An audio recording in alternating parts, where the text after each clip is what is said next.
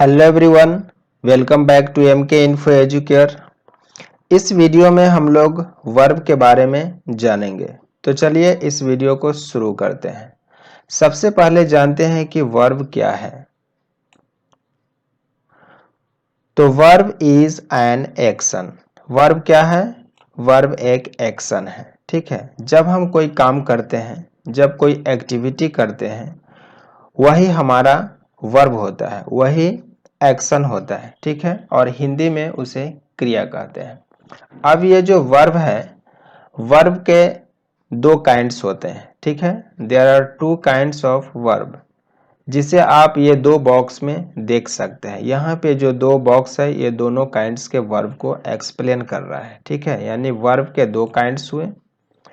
पहला जो कैटेगरी है वर्ब का, वो है लेक्सिकल वर्ब, जिसे ऑर्डिनरी वर्ब भी कहते हैं, मेन वर्ब भी कहते हैं, या प्रिंसिपल वर्ब के नाम से भी जानते हैं। ठीक है, और इसे हिंदी में मुख्य क्रिया कहते हैं। इसके एग्जाम्पल्स को देखें तो to go, to play, to read, to run, to laugh, to sing etcetera. इस तरह के जो वर्ब आते हैं वो सब के सब मेन वर्ब कहलाते हैं, या लेक्सिकल वर्ब या ऑर्डिनरी वर्ब के नाम से जानते हैं। ठीक है, और ये मेन वर्ब जो होता है हमेशा ओरिजिनल फॉर्म में होता है।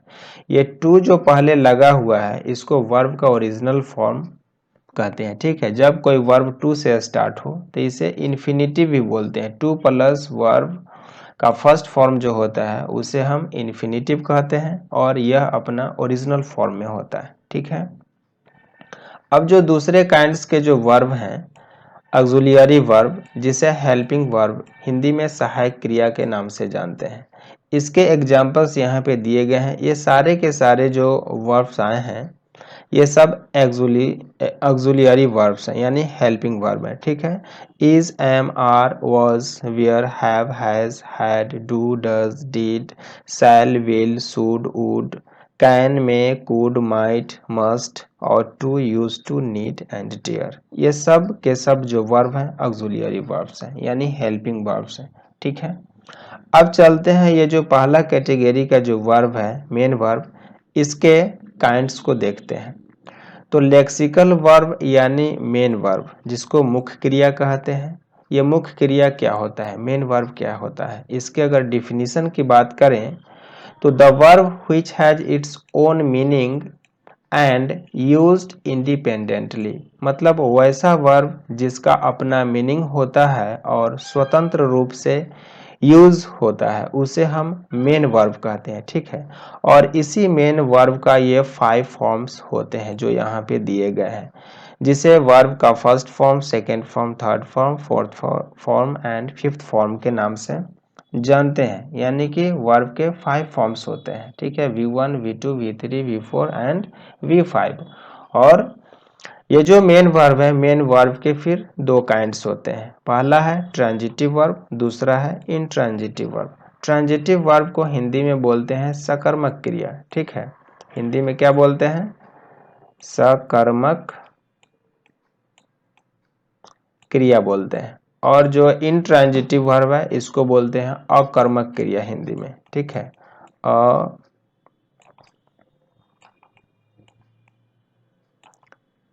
अकर्मक क्रिया। ओके, अब ये ट्रांजिटिव वर्ब क्या होता है? तो जिस वर्ब के बाद ऑब्जेक्ट का प्रयोग किया जाता है। ठीक है, the verb which takes an object is called transitive verb, और the verb which does not take an object, ठीक है, इज कॉल्ड इंट्रांजिटिव वर्ब। तो ट्रांजिटिव वर्ब और इंट्रांजिटिव वर्ब ये दो प्रिंसिपल वर्ब के काइंड्स हुए। ठीक है, जिस वर्ब के बाद ऑब्जेक्ट का प्रयोग होगा ट्रांजिटिव वर्ब होगा, और जिस वर्ब के बाद ऑब्जेक्ट का प्रयोग नहीं होगा उसे इंट्रांजिटिव वर्ब कहेंगे। अब इसे हम एग्जाम्पल से समझते हैं। अब देखिए यहाँ पे मेन वर्ब, जिसे हम प्रिंसिपल वर्ब भी कहते हैं। ठीक है, इसके दो काइंड्स हुए, ट्रांजिटिव और इनट्रांजिटिव। अभी अभी मैंने बताया कि ट्रांजिटिव वर्ब के बाद ऑब्जेक्ट का प्रयोग होता है। ऑब्जेक्ट क्या होता है? कोई नाउन या प्रोनाउन होता है। जब मेन वर्ब्स के तुरंत बाद कोई नाउन या प्रोनाउन यूज होगा तो वो ऑब्जेक्ट हो जाता है। ठीक है, तो यहाँ पे जितने भी ब्लू कलर में अंडरलाइन वर्ड्स हैं, ये सारे के सारे प्रिंसिपल वर्ब है, ठीक है, यानी मेन वर्ब है, और इसके बाद कोई ना कोई नाउन या प्रोनाउन आया है, यानी कि ये सब ऑब्जेक्ट है, ठीक है। तो इसलिए ये जो मेन वर्ब है ब्लू कलर वाले, ये सब के सब क्या हो जाएंगे, ट्रांजिटिव वर्ब हो जाएंगे। तो सीधा सा फंडा है ट्रांजिटिव वर्ब का कि जिस वर्ब के बाद ऑब्जेक्ट का प्रयोग किया जाता है उसे हम ट्रांजिटिव वर्ब कहते हैं। तो ये सारे इस सेंटेंस को आप देख सकते हैं, ही रीड्स अ बुक में रीड्स ट्रांजिटिव वर्ब हुआ क्योंकि यहाँ पे अ बुक एक नाउन का एक ऑब्जेक्ट आया है। सी सिंग्स अ सॉन्ग, यहाँ पे सिंग्स ट्रांजिटिव वर्ब है क्योंकि यहाँ पे ऑब्जेक्ट आया है। वी प्ले क्रिकेट, प्ले यहाँ पे ट्रांजिटिव वर्ब है क्योंकि क्रिकेट ऑब्जेक्ट यहाँ पे आया है। दे प्लाउ फील्ड्स, ठीक है, यहाँ पे प्लाउ ट्रांजिटिव वर्ब हुआ क्योंकि फील्ड्स यहाँ पे ऑब्जेक्ट है। इस तरह से ये बहुत सारे एग्जाम्पल्स हो सकते हैं, आप इसे समझ सकते हैं। नेक्स्ट है इंट्रांजिटिव वर्ब। तो ये क्या होता है, जिसके बाद ऑब्जेक्ट का प्रयोग नहीं होता है। तो she comes, he goes, we play, I teach, Sita sings, Rahul slept, I stay. तो यहाँ पे ये जो वर्ब दिए गए हैं इसमें इसके बाद कोई ऑब्जेक्ट का प्रयोग नहीं किया गया है, इसलिए सेंटेंस में यूज के अकॉर्डिंग ये सारे के सारे इंट्रांजिटिव वर्ब हो गए।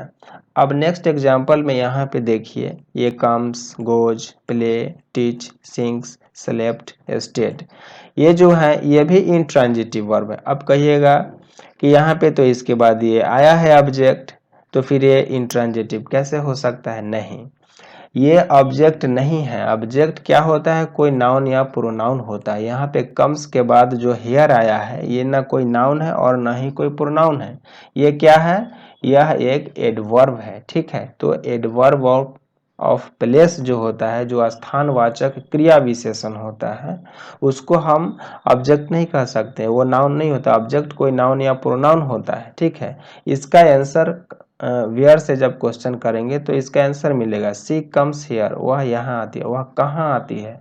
सी वेयर कम्स, वह कहाँ आती है, यहाँ। ही गोज देयर, कहाँ जाता है वह, तो वहाँ जाता है। तो इस तरह से कहाँ का जब जब हम किसी वर्ब के साथ कहाँ से क्वेश्चन करते हैं, जब उसका आंसर मिलता है तो वह स्थान को बताता है, एडवर्ब ऑफ प्लेस को बताता है, ठीक है, स्थानवाचक क्रिया विशेषण। We play in the field, we play where play, कहाँ खेलते हैं हम लोग, तो इन द फील्ड मतलब मैदान में खेलते हैं। I teach in A school, I teach मैं पढ़ाता हूँ, कहाँ, तो इन ए स्कूल मतलब स्कूल में। तो ये सब के सब यहाँ पे क्या, अब यहाँ पे स्कूल नाउन है बट इन के बाद आया, इन प्रीपोजिशन है यहाँ पे। तो प्रीपोजिशन के बाद जब कोई नाउन आएगा या प्रोनाउन आएगा तो वो प्रीपोजिशन का ऑब्जेक्ट कहलाएगा, वर्ब का थोड़े ही ना कहलाएगा। तो यहाँ पे मेन वर्ब टीच है, तो टीच के बाद जब आता तब ना इसका जो है ऑब्जेक्ट होता। तो इसलिए इसे हम कॉम्प्लीमेंट कहेंगे। ये कॉम्प्लीमेंट आया है पूरा बनके, ठीक है। प्रीपोजिशन के बाद जो नाउन आता है वो सब एक कॉम्प्लीमेंट हो जाता है, ठीक है। तो Sita sings on the stage, stage पे सीता गाती है, तो यहाँ पे ऑन द स्टेज एक कॉम्प्लीमेंट हुआ, ठीक है। ये एडवर्ब ऑफ प्लेस है, स्टेज पे कहाँ पे गाती है, तो स्टेज पे। तो इस तरह से ये सारे के सारे इसमें जो वर्ब आए हैं ये सब इंट्रांजिटिव वर्ब हुए, ठीक है। तो इंट्रांजिटिव वर्ब जो होता है वो क्या होता है, इस एग्जाम्पल से समझ में आ गया होगा। तो आई होप कि ये ट्रांजिटिव वर्ब और इंट्रांजिटिव वर्ब किसके काइंड्स हुए, मेन वर्ब के। तो ये क्लियर हो गया होगा। तो आज के लिए इतना ही, मिलते हैं फिर नेक्स्ट वीडियो में। तब तक के लिए be safe, take care, good bye, thank you.